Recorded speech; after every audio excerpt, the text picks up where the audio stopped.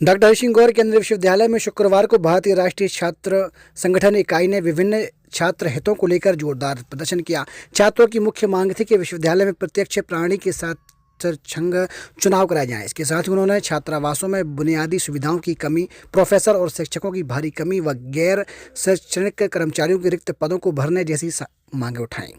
प्रदर्शन के दौरान एनएसयूआई कार्यकर्ताओं ने कुलपति का पुतला जलाने का प्रयास किया, लेकिन मौके पर मौजूद पुलिस बल ने वाटर कैनन से बौछार कर छात्रों को तितर बितर कर दिया और पुतला अपने कब्जे में लिया। एनएसयूआई के जिला अध्यक्ष अंशुल शर्मा ने बताया कि छात्रों की आवाज़ लगातार अनसुनी की जा रही है। हमारी मुख्य मांग है कि विश्वविद्यालय में छात्र संघ चुनाव प्रत्यक्ष प्रणाली से हों, छात्रावासों में स्वच्छता, भोजन और बुनियादी सुविधाओं की स्थिति सुधारी जाए।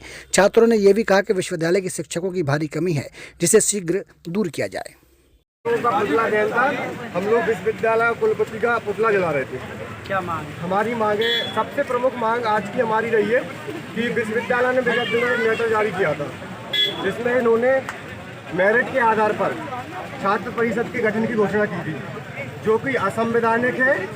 इसका पूरा एनएसयूआई परिवार और विश्वविद्यालय का एक एक छात्र विरोध कर रहा है। उसके विरोध में, उस लेटर के विरोध में हम लोगों ने पुतला जलाया और हम लोगों की ये मांग है कि लिंगदो कमेटी जो 2005 में केंद्र सरकार ने बनाई थी, उसकी सिफारिशों को लागू करने के लिए केरला, स्टेट ऑफ केरला में माननीय सुप्रीम कोर्ट ने गाइडलाइन जारी की है और उसको मैंडेटरी किया है कि सारी सेंट्रल यूनिवर्सिटीज़ में उन गाइडलाइंस को फॉलो किया जाए।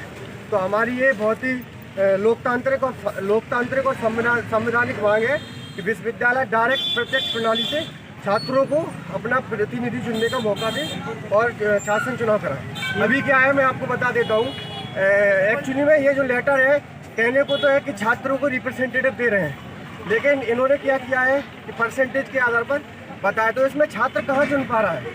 छात्र अपना रिप्रेजेंटेटिव कहाँ? ये तो विश्वविद्यालय तय कर रही है कि हम किसको रिप्रेजेंटेटिव बनाए। अब वो बना लेते हैं शिक्षा के दलालों को, संघियों को, जो देश में सांप्रदायिकता फैलाने का काम कर रहे हैं। चुनाव 13 तारीख को है ना? 11 तारीख को भी पूरी एनएसयूआई इस चुनाव को नहीं होने की पूरी कोशिश करेगी। अगर ये चुनाव होते हैं तो पूरे कागज जिनमें उन बच्चों का नाम है जो सिफारिश से बने हैं, जो टीचरों ने जिनको बनाए, वो पूरे कागज जला दी जाएंगे। अगर चुनाव होना है, क्लासरूम के भी इलेक्शंस होने हैं, तो बच्चे ही वो इलेक्शंस में वोट देंगे। कोई टीचर किसी भी तरह से किसी भी बच्चे को नहीं कर सकते। वोटिंग जो राइट है वो हमेशा राइट रहेगा बच्चों का।